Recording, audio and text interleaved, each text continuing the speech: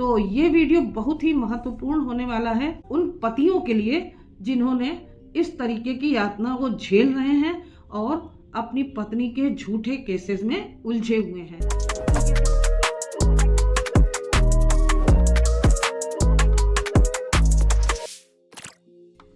राधे राधे, स्वागत है आपका मेरे चैनल पर। अक्सर देखा जाता है कि पत्नियां रूठ कर अपने मायके चली जाती हैं और बहुत सारे कई महीने बीतने के बाद सोच समझ कर अपने नाते रिश्तेदारों से सलाह मशविरा करके उनके माता पिता की जो शिक्षा उन्हें प्राप्त होती है उसके बाद पूरा फैब्रिकेट करके एक केस बना के और एफआईआर दर्ज करवा दिया करती हैं। न्यायालय में हजारों केसेस चलते हैं, उनके बीच में जितने भी सोच समझ के बनाए हुए केसेस हैं उनको जजेस को समझ में आते देर नहीं लगती है। इसलिए मैं चाहूंगी कि इस वीडियो को केवल पति ही ना देखें बल्कि पत्नियां भी देखें जो इस तरीके के कार्य करती हैं, जो छोड़ के अपने पति का घर ससुराल छोड़कर अपने मायके में जाकर बैठ जाती हैं और सोच समझ के केस बना के और जाके एफआईआर दर्ज करवाती हैं और न्यायालय में अपने परिवार वालों को यानी अपने ससुराल वालों को घसीटने का प्रयास करती हैं। वो समझती हैं कि मैं जब भी चाहूंगी तभी मैं महिला कानूनों का दुरुपयोग करके अपने पति और उसके परिवार वालों को जेल पहुंचा दूंगी, उनसे तमाम पैसा ऐंठ लूंगी एलिमनी और मेंटेनेंस के नाम पर, और घरेलू हिंसा क्रूएलिटी सब में मैं सबको अंदर करा दूंगी। पत्नियां भी समझ लें कि ऐसा नहीं होता है। जो वास्तव में पीड़ित पत्नियां हैं वो तो न्यायालय तक पहुंच ही नहीं पाती हैं। वो बेचारी घरेलू हिंसा की वास्तव में शिकार होती हैं, क्रूएलिटी की वास्तव में शिकार होती हैं और जिन्हें जीवन यापन करने के लिए मेंटेनेंस की आवश्यकता सच में होती है। लेकिन वैसी पत्नियां बहुत मुश्किल से जाके कोर्ट में पहुंच पाती हैं और अगर पहुंच भी जाती हैं तो उनके भी केसेस इस तरीके के बनावटी केसेस में दब के रह जाते हैं। इतनी ज़्यादा कोर्ट्स में, फैमिली कोर्ट्स में भीड़ लग चुकी है केसेस की, और वो भी फॉल्स केसेस की। तो ये वीडियो बहुत ही महत्वपूर्ण होने वाला है उन पतियों के लिए जिन्होंने इस तरीके की यातना को झेल रहे हैं और अपनी पत्नी के झूठे केसेस में उलझे हुए हैं। तो यहाँ आज मैं एक जजमेंट लेके आई हूँ दिल्ली हाई कोर्ट का, जिसमें एक पति और उसके रिश्तेदारों के ऊपर फॉल्स 498A का केस पत्नी ने दर्ज कराया और दिल्ली हाई कोर्ट ने उस केस को सिरे से खारिज कर दिया। तो इससे पति और उसके परिवार वालों को बहुत ही राहत मिली है। तो वीडियो शुरू करने से पहले मैं आपसे रिक्वेस्ट करूंगी कि अगर आपने मेरे चैनल को अभी तक सब्सक्राइब ना किया हो तो प्लीज़ सब्सक्राइब कर लीजिए और ऐसी ही महत्वपूर्ण जानकारियों के लिए मेरे चैनल पर बने रहिएगा और शेयर कीजिएगा उन सभी को जिनको इसकी जानकारी नहीं है। और आज स्थिति ये है कि हर दूसरे तीसरे घर में इस तरीके के मामले चल रहे हैं। जो लोग इन सब चीज़ों से अपरिचित हैं वो बहुत ही भयभीत रहते हैं। पुलिस, थाना, कोर्ट, कचहरी इन सब चीज़ों के नाम से ही वो डरते हैं, लेकिन उन्हें मालूम होना चाहिए कि वास्तविकता क्या है, कानून क्या है और गलत तरीके से कानून का जो दुरुपयोग किया जाता है वो क्या है। तो इस तरीके के वीडियोस के माध्यम से मैं आपको एजुकेट करना चाहती हूँ। मैं चाहती हूँ कि सबको इसकी नॉलेज हो और इस तरीके के जो स्थितियाँ आ जाती हैं जीवन में उनसे उबरने में इनसे मदद मिल सके। तो इस केस में पत्नी ने न केवल अपने पति के ऊपर 498A का केस लगाया बल्कि उसके दूर के रिश्तेदार बुआ और फूफा के ऊपर भी 498A का केस दर्ज करवा दिया। इस केस को देखते हुए कोर्ट ने कुछ पॉइंट्स पे हाईलाइट किया। पहला पॉइंट तो ये है कि अगर 498A यानी कि क्रूएलिटी हुई है पत्नी के साथ, जैसा कि इस केस में अभी मैं बताऊंगी, तो अगर किसी पत्नी के साथ वास्तव में क्रूएलिटी हुई है तो उसने इमीडिएट एफआईआर क्यों नहीं दर्ज कराई। एफआईआर दर्ज कराने में 4 महीने का विलंब क्यों हुआ। और दूसरा पॉइंट ये कि पत्नी क्या 498A का दुरुपयोग कर रही है और इस तरीके से कानून का मिसयूज कर रही है। क्या इस केस के होने के बाद, इस केस के इस जजमेंट के बाद 498A का दुरुपयोग रुकेगा या फिर धड़ल्ले से इसका मिसयूज होता रहेगा। इस केस में सभी सवालों के जवाब, वकीलों की बहस और इम्पोर्टेंट दलीलें क्या दी गई हैं, ये जानने के लिए आप इस वीडियो में अंत तक बने रहिएगा। बहुत ही इंटरेस्टिंग केस है। इस केस पर हाई कोर्ट का क्या ऑब्जर्वेशन रहा और इस फैसले का आने वाले 498A के केसों में क्या फर्क पड़ेगा, क्या प्रभाव पड़ेगा, ये जानने के लिए वीडियो में अंत तक बने रहिएगा। बहुत ही इम्पोर्टेंट होने वाला है और बहुत ही इंटरेस्टिंग होने वाला है, ये सभी को जानने की आवश्यक। तो आइए जानते हैं कि केस क्या है।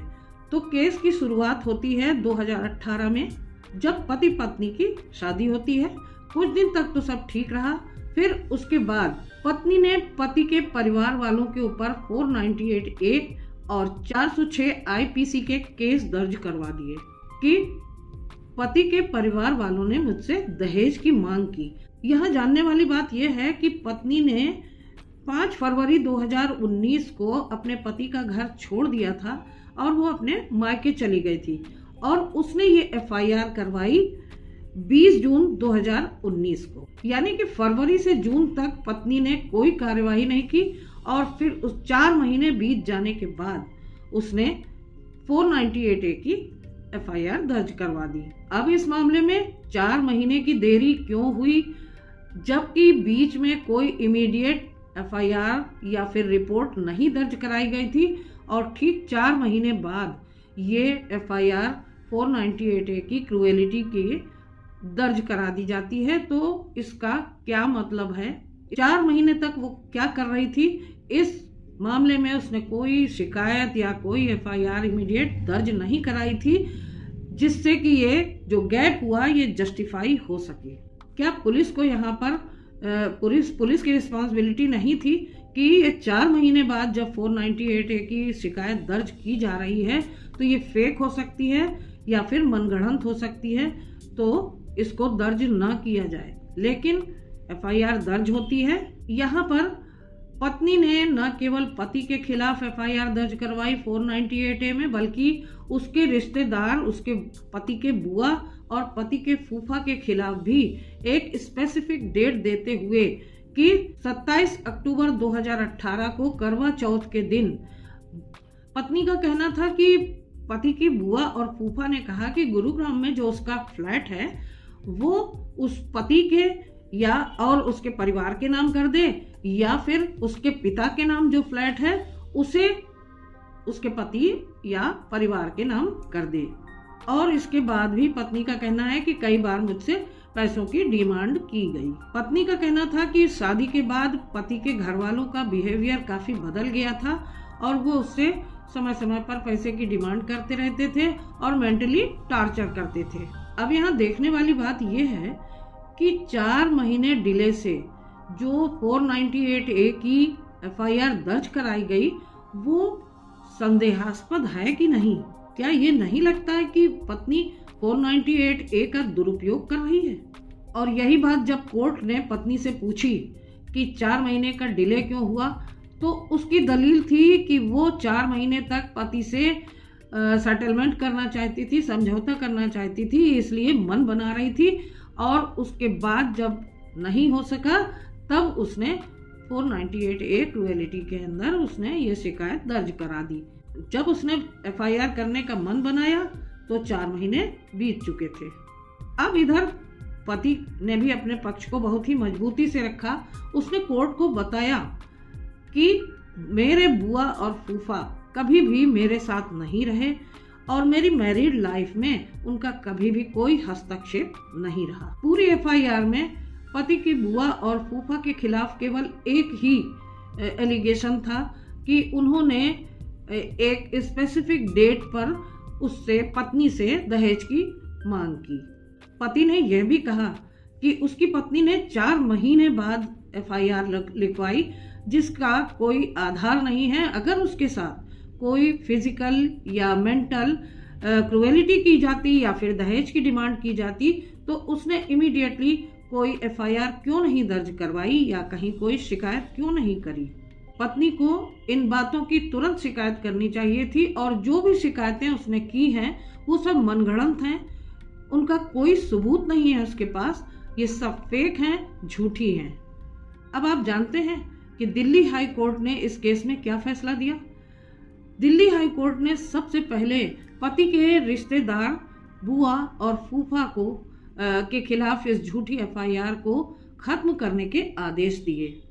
498A में पति के निर्दोष रिश्तेदारों को, जिनका पति पत्नी से कोई रिलेशनशिप भी नहीं है उनकी मैरिड लाइफ में, और वो निर्दोष हैं और जो उनके साथ भी नहीं रहते हैं, तो ऐसे रिश्तेदारों को फंसाने की कोशिश जो की जाती है, तो ऐसे झूठे 498 को रोकने की बहुत आवश्यकता है। अगर कोई रिश्तेदार पति पत्नी के साथ रहता भी नहीं है, उसके खिलाफ झूठी एफआईआर लिखाई गई है और उसके कोई सबूत भी नहीं है, तो उसे खत्म कर देना चाहिए। इसके बाद हाई कोर्ट ने जो दूसरा पॉइंट बताया वो ये कि 498A अगर पत्नी से एक ही बार, केवल एक बार दहेज की डिमांड की गई है तो नहीं बनता है। ये एक बार की गई डिमांड किसी भी तरीके से क्रूएलिटी की सीमा के अंतर्गत नहीं आते हैं, जब तक कि पत्नी के साथ कोई शारीरिक या मानसिक प्रताड़ना या क्रूएलिटी न की गई हो या फिर ऐसा दबाव न बनाया गया हो पत्नी के ऊपर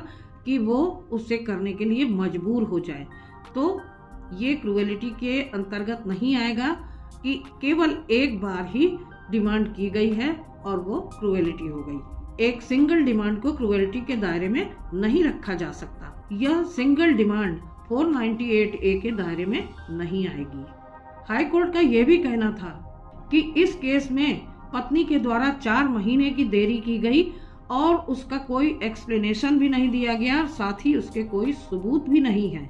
अगर पत्नी के साथ कोई क्रूएलिटी हुई थी तो उसने इमीडिएट एफआईआर क्यों नहीं दर्ज करवाई।